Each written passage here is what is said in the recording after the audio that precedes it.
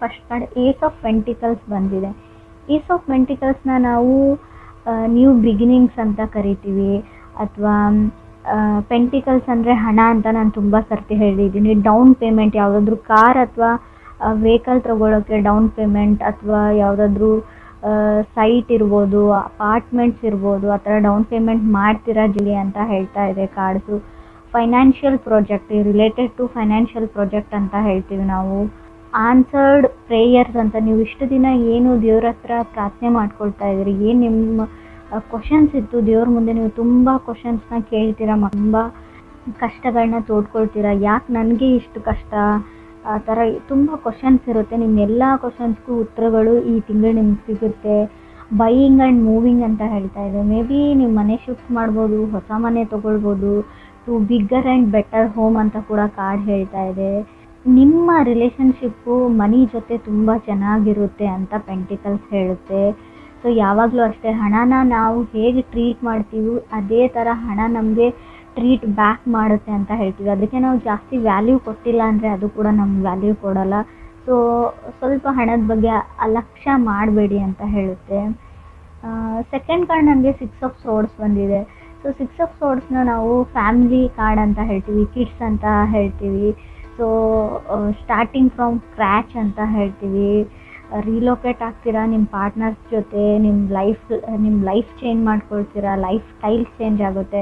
Because of ನೀವು ಬೇರೆ ಸ್ಟೇಟಿಗೆ ಟ್ರಾವೆಲ್ ಮಾಡ್ತಾ ಇದ್ದೀರಾ, ಅಥವಾ ಫಾರಿನ್ ಲ್ಯಾಂಡ್ಗೆ ಟ್ರಾವೆಲ್ ಮಾಡೋ ಪ್ಲ್ಯಾನ್ಸ್ ಇದೆ ನಿಮಗೆ, ಅಥವಾ ಫಾರಿನ್ ಲ್ಯಾಂಡಿಂದ ನೀವು ಮದುವೆಗೆ ಟ್ರೈ ಮಾಡ್ತಾ ಇದ್ದಾರೆ. 6 ಆಫ್ ಸೋರ್ಡ್ಸ್, ಫಾರಿನ್ ಲ್ಯಾಂಡಿಂದ ನಿಮಗೆ ಆಫರ್ಸ್ ಬರೋ, ಇನ್ವಿಟೇಷನ್ಸ್ ಬರೋ ಚಾನ್ಸಸ್ ಇದೆ ಮದುವೆಗೋಸ್ಕರ ವೆಯ್ಟ್ ಮಾಡ್ತಾ ಇರೋರಿಗೆ. ಅಥವಾ ಫಾರಿನ್ ಲ್ಯಾಂಡಿಂದ ಅಥವಾ ಬೇರೆ ಸ್ಟೇಟಿಂದ ಮೆಸೇಜು ಅಥವಾ ಟೆಕ್ಸ್ಟು ಸೊ ನಿಮ್ಗೆ ಡೈಲಿ ಬರುತ್ತೆ ಅಂತ ಕೂಡ ಕಾರ್ಡ್ ಹೇಳ್ತಾ ಇದೆ. ಥರ್ಡ್ ಕಾರ್ಡ್ ನನಗೆ 2 ಆಫ್ ಸೋರ್ಡ್ಸ್ ಬಂದಿದೆ.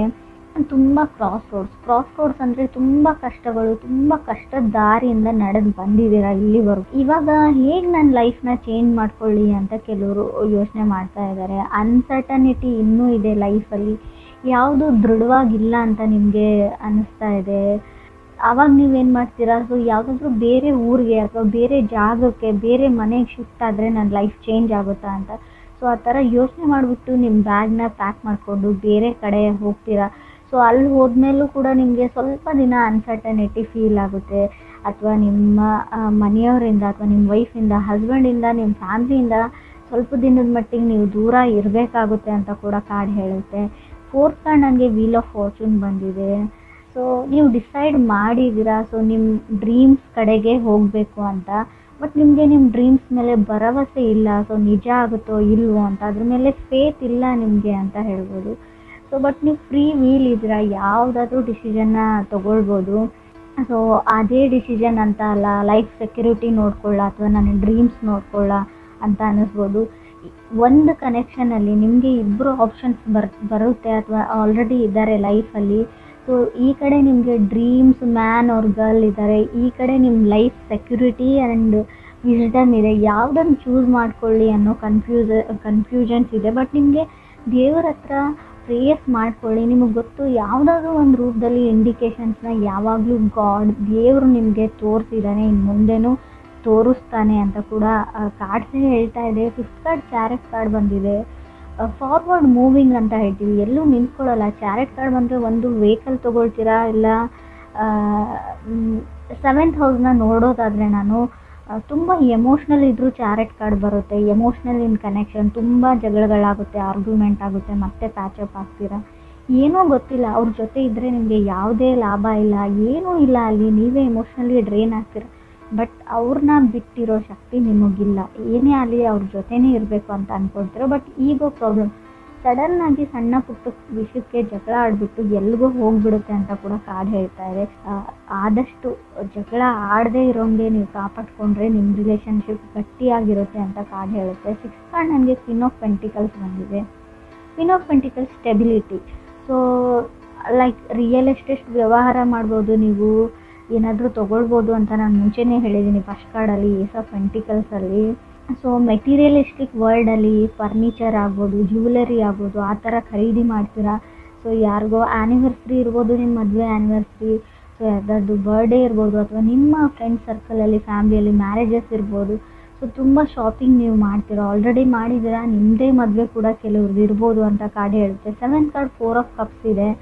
ಸೊ ಮುಂಚೆ 4 ಆಫ್ ಕಪ್ಸ್ ಅಂದರೆ ನಿಮ್ಮನ್ನು ಯಾರೋ ರಿಜೆಕ್ಟ್ ಮಾಡಿದ್ದಾರೆ. ಇವಾಗ ಏನಂದರೆ ಅವ್ರು ನಿಮಗೆ ಎಂಟರ್ಟೈನ್ ಮಾಡ್ತಾ ಇದ್ದಾರೆ. ಯಾವ ಥರ ಅಂದರೆ ನಿಮ್ಮ ಜೊತೆ ಕಮ್ಯುನಿಕೇಟ್ ಮಾಡೋಕ್ಕೆ ಟ್ರೈ ಮಾಡ್ತಾ ಇದ್ದಾರೆ. ಸೊ ಏನಿದೆ ಅವ್ರ ಮನಸ್ಸಲ್ಲಿ ಅಂತ ಗೊತ್ತಾಗ್ತಾ ಇಲ್ಲ. ಆಲ್ರೆಡಿ ನಿಮಗೆ ನೋ ಹೇಳಿದ್ದಾರೆ, ಆದರೂ ಕೂಡ ಏನೋ ಮುಂಚೆ ಅವರು ನೋ ಹೇಳಿಬಿಟ್ಟು ನಿಮ್ಮ ಜೊತೆ ಕಮ್ಯುನಿಕೇಷನ್ ಸ್ಟಾಪ್ ಮಾಡ್ಕೊಂಡು ಹೋಗ್ಬಿಟ್ಟು ದೆ ವೆಂಟ್ ಕೋಲ್ಡ್ ಅಂತ ಹೇಳ್ತಾ ಇದೆ. ಸೊ ಬಟ್ ಇವಾಗ ಅವ್ರು ನಿಮ್ಮನ್ನು ಎಂಟರ್ಟೈನ್ ಮಾಡ್ತಾ ಇದ್ದಾರೆ. ಯಾಕಂದರೆ 8 ಕಾರ್ಡ್ 3 ಆಫ್ ಕಪ್ಸ್ ಬಂದಿದೆ. ಸೊ ನಿಮ್ಗೆ ಅನಿಸುತ್ತೆ ಅವ್ರು ನನ್ನ ಜೊತೆನೇ ಈ ಥರ ನಡ್ಕೊಳ್ತಾರಾ ಅಥವಾ ಬೇರೆ ಎಲ್ಲರ ಜೊತೆನೂ ಈ ಥರನೇ ಇರ್ತಾರಾ ಫ್ರೆಂಡ್ಲಿ ಅಂತ ಕನ್ಫ್ಯೂಷನ್ಸಲ್ಲಿ ಇರ್ತೀರಾ ಆ ಥರ ವ್ಯಕ್ತಿ. ಸೊ ಮುಂಚೆ ರಿಜೆಕ್ಟ್ ಮಾಡಿರೋ ವ್ಯಕ್ತಿ ನಿಮಗೆ ಕಮ್ಯುನಿಕೇಟ್ ಮಾಡ್ತಾರೆ ಅಂತ ಕೂಡ ಕಾರ್ಡ್ ಹೇಳ್ತಾ ಇದೆ. 9th ಕಾರ್ಡ್ ನನಗೆ ನೈಟ್ ಆಫ್ ವಾಂಡ್ಸ್ ಬಂದಿದೆ. ಮೇ ಬಿ ನಿಮಗೆ ಅವರಿಂದ ರಿಜೆಕ್ಟ್ ಮಾಡಿರೋ ವ್ಯಕ್ತಿಯಿಂದ ಅಥವಾ ಅದರ್ ಪರ್ಸನ್ನಿಂದ ತುಂಬ ದಿನ ಆಯಿತು ಯಾವುದೇ ಮೆಸೇಜ್, ಕಾಲ್, ಟೆಕ್ಸ್ಟ್ ಬಂದಿಲ್ಲ. ಸೊ ಒಂದು ಮೆಸೇಜ್ ಬರಲಿ, ಕಾಲ್ ಬರಲಿ. ಸೊ ಆಲ್ರೆಡಿ ಅರ್ಧ ಮೆಸೇಜ್ನ ಟೈಪ್ ಮಾಡಿಬಿಟ್ಟು ಡಿಲೀಟ್ ಮಾಡ್ತೀರಾ, ನೀವು ಸೆಂಡ್ ಮಾಡಲ್ಲ. ಸೊ ನಾನೇ ಯಾಕೆ ಮಾಡಲಿ ಅಂತ. ಸೊ ಏನೋ ನಿಮ್ಮ ಲಾಸ್ಟ್ ಡಿಸಿಷನ್ ಕೇಳಬೇಕಿದೆ, ನಿಮ್ಮ ಮದುವೆ ಫಿಕ್ಸ್ ಆಗಬೇಕಿದೆ. ಸೊ ಎಸ್ ಹೇಳಬೇಕಿದೆ. ಒಂದು ಮಾತು ಅವ್ರನ್ನ ಕೇಳಿಬಿಡ್ಲ. ಆಲ್ರೆಡಿ ನೀವು ಪ್ರಪೋಸ್ ಮಾಡಿರ್ಬೋದು, ಅವ್ರಿಗೆ ಎಸ್ ನೋ ಏನೂ ಹೇಳಿರ್ಲಿಕ್ಕಿಲ್ಲ. ಅಥವಾ ನೀವು ರಿಲೇಷನ್ಶಿಪ್ಪಲ್ಲಿ ಇದ್ಬಿಟ್ಟು ಯಾವುದೇ ಅವ್ರಿಗೊಂದು ಮಾತು ಹೇಳಬೇಕು ಅಂತ ಅಂದ್ಕೊಳ್ತಾ ಇದ್ದೀರಾ. ಸೊ ನೀವು ರೆಡಿ ಆಗಿದ್ದೀರಾ ಸೆಟಲ್ ಆಗೋಕ್ಕೆ. ಬಟ್ ಏನೋ ಅವ್ರು ನಿಮ್ಮ ಎಕ್ಸ್ ಅಂತ ಆಗಲಿ ಏನೋ ಅವ್ರಿಗೊಂದು ಮಾತು ತಿಳಿಸ್ಬಿಡೋಣ ಅನ್ನೋ ಲಾಸ್ಟ್ ಚಾನ್ಸಲ್ಲಿ, ಸೊ ಲಾಸ್ಟ್ ಮಿನಿಟಲ್ಲೂ ನೀವು ಇದನ್ನು ಯೋಚನೆ ಮಾಡ್ತಾ ಇದ್ದೀರಾ ಅಂತ ಕಾರ್ಡ್ ಹೇಳ್ತಾ ಇದೆ. ನೀವು ಅಥವಾ ನೀವು ಕ್ರಾಸ್ ವಾಚರ್ಸ್ ಇವ್ರ ಜೊತೆ ಕನೆಕ್ಟ್ ಆಗಿರೋ ವ್ಯಕ್ತಿಗಳು ಕೂಡ ಆಗಿರ್ಬೋದು. 10th ಕಾರ್ಡ್ ನನಗೆ ಕಿಂಗ್ ಆಫ್ ಕಪ್ಸ್ ಬಂದಿದೆ. ಸೊ ಕೆಲವರಿಗೆ ಒಬ್ಬ ವ್ಯಕ್ತಿ ನಿಮ್ಮ ಲೈಫಲ್ಲಿರೋರು ಯಾವಾಗಲೂ ಹೇಳ್ತಾರೆ ನಿಮ್ಮ ಮೇಲೆ ಫೀಲಿಂಗ್ಸ್ ಇದೆ ಅಂತ. ಸೊ ಯಾವ ಥರ ಫೀಲಿಂಗ್ಸ್ ಅಂತ ಗೊತ್ತಿಲ್ಲ. ಮೇ ಬಿ ನೀವು ಹೇಳ್ಬೋದು ಅದರ್ ಪರ್ಸನ್ ಮೇಲೆ ಫೀಲಿಂಗ್ಸ್ ಇದೆ ಅಂತ. ಸೊ ಅವರು ಯಾವುದನ್ನೂ ಕರೆಕ್ಟಾಗಿ ದೃಢವಾಗಿ ಹೇಳೋಕ್ಕೆ ತಯಾರಿಲ್ಲ. ಸೊ ಫೀಲಿಂಗ್ಸ್ ಇದೆ, ನಿಮ್ಮ ಜೊತೆ ಇರ್ತೀನಿ, ಒಂದು ಸ್ಟೆಪ್ ಮುಂದೆ ಹೋಗ್ತೀನಿ, ರಿಲೇಷನ್ಶಿಪ್ಪಲ್ಲಿ ಇರೋಣ ಅಂತ ಹೇಳೋಕ್ಕೂ ರೆಡಿ ಇಲ್ಲ. ಸೊ ಮೇ ಬಿ ಆ ಪರ್ಸನ್ಗೆ ತುಂಬ ರೆಸ್ಪಾನ್ಸಿಬಿಲಿಟೀಸ್ ಇದೆಯೋ ಅಥವಾ ನಿಮಗೆ ರೆಸ್ಪಾನ್ಸಿಬಿಲಿಟೀಸ್ ಇದೆಯೋ ಗೊತ್ತಿಲ್ಲ. ಇನ್ನೂ ಕೆಲವರಿಗೆ ನಾನು ಅವ್ರಿಗೆ ಹೇಳ್ತೀನಿ, ಆಲ್ರೆಡಿ ಸೆಕೆಂಡ್ ಮ್ಯಾರೇಜಿಗೆ ಟ್ರೈ ಮಾಡ್ತಾ ಇರ್ಬೋದು ನೀವು. ಎಂಗೇಜ್ಮೆಂಟ್ ಬ್ರೇಕ್ ಆಗಿರ್ಬೋದು ಕೆಲವರಿಗೆ. ಯಾಕಂದರೆ ಕ್ವೀನ್ ಆಫ್ ಪೆಂಟಿಕಲ್ಸ್ ಮತ್ತು 4 ಆಫ್ ಕಪ್ಸ್ 3 ಆಫ್ ಕಪ್ಸ್ ಬಂದಿದ್ರೆ 3 ಆದಮೇಲೆ 4 ಆದಮೇಲೆ 3 ಬಂದಿದ್ಮೇಲೆ 4 ಕಂಪ್ಲೀಟ್ ಆದಮೇಲೆ ಮತ್ತೆ 3 ಆಗಿದೆ. ನೀವು ಕಪಲ್ಸ್ ಇರೋರು ಮತ್ತೆ ಸಿಂಗಲ್ ಆಗಿದ್ದೀರಾ ಅಂತ ಅನಿಸುತ್ತೆ. ತುಂಬ ಕಷ್ಟ ಆಗಿರೋದು ಬಿಟ್ಬಿಡಿ, ಮುಂದಕ್ಕೆ ಹೋಗಿ ಅಂತ ನಾವು ತುಂಬ ಹೇಳ್ತೀವಿ. ಆದರೂ ಕೂಡ ಆ ಪರ್ಸನ್ ಮೇಲೆ ನಿಮ್ಗೊಂದು ಹೋಪ್ ಇದೆ ಅಂತ ಹೇಳುತ್ತೆ. ಸೊ ಖಂಡಿತವಾಗ್ಲೂ ಲಾ ಆಫ್ ಅಟ್ರಾಕ್ಷನ್ನ ನೀವು ಟ್ರೈ ಮಾಡಿ. ಯಾವ ಥರ ಅಂದರೆ ಆಲ್ರೆಡಿ ಆ ಪರ್ಸನ್ ನಿಮ್ಮ ಹತ್ತಿರ ಇದ್ದಾನೆ, ಅವ್ರ ಜೊತೆ ನೀವು ಸಂತೋಷದ ಟೈಮ್ನ ಕಳೀತಾ ಇದ್ದೀರಾ. ಅವ್ರು ನಿಮಗೆ ಕಾಲ್ ಮಾಡಿದ್ದಾರೆ, ಮಾಡ್ತಾ ಇದ್ದಾರೆ, ಅವ್ರ ಜೊತೆ ಮಾತಾಡ್ತಾ ಇದ್ದೀನಿ ಅನ್ನೋ ಫೀಲಿಂಗಲ್ಲಿರಿ. ಖಂಡಿತ ಆ ವ್ಯಕ್ತಿ ನಿಮಗೆ ಕಾಲ್ ಬ್ಯಾಕ್ ಮಾಡೇ ಮಾಡ್ತಾರೆ. ಸೊ ಮೆಸೇಜ್ ಕೂಡ ಮಾಡೇ ಮಾಡ್ತಾರೆ ಅಂತ ಕೂಡ ಕಾರ್ಡ್ಸ್ ಹೇಳ್ತಾ ಇದೆ. ಸೊ ನಿಮಗೆ ತುಂಬ ಟ್ರಾವೆಲ್ ಆಪರ್ಚುನಿಟೀಸ್ ನಿಮಗೆ ಸಿಗುತ್ತೆ. ಸೊ ಖಂಡಿತ ನಿಮ್ಗೆ ಅನಿಸ್ಬೋದು ನಾನು ಇರೋ ಜಾಗದಿಂದ ಬೇರೆ ಜಾಗಕ್ಕೆ ಹೋಗಲ್ಲ, ಪ್ಲೇಸಿಗೆ ಹೋಗಲ್ಲ ಅಂತ ಅನಿಸುತ್ತೆ.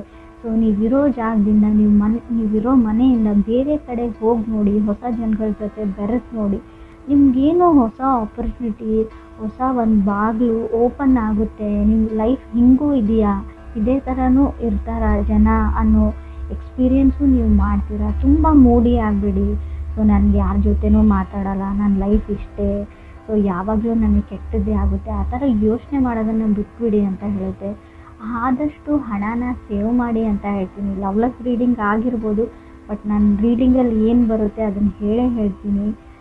ಯಾರನ್ನೋ ನಂಬ್ತಾ ಇದ್ದೀರಾ, ಸೊ ಆಲ್ರೆಡಿ ದುಡ್ಡು ಕೊಟ್ಟಿದ್ದೀರಾ, ಸೊ ಇವಾಗಲೂ ದುಡ್ಡು ಕೊಡ್ತಾ ಇದ್ದೀರಾ, ನನ್ನ ಕಣ್ಮುಂದೆ ಬರ್ತಾ ಇದೆ ಅದು.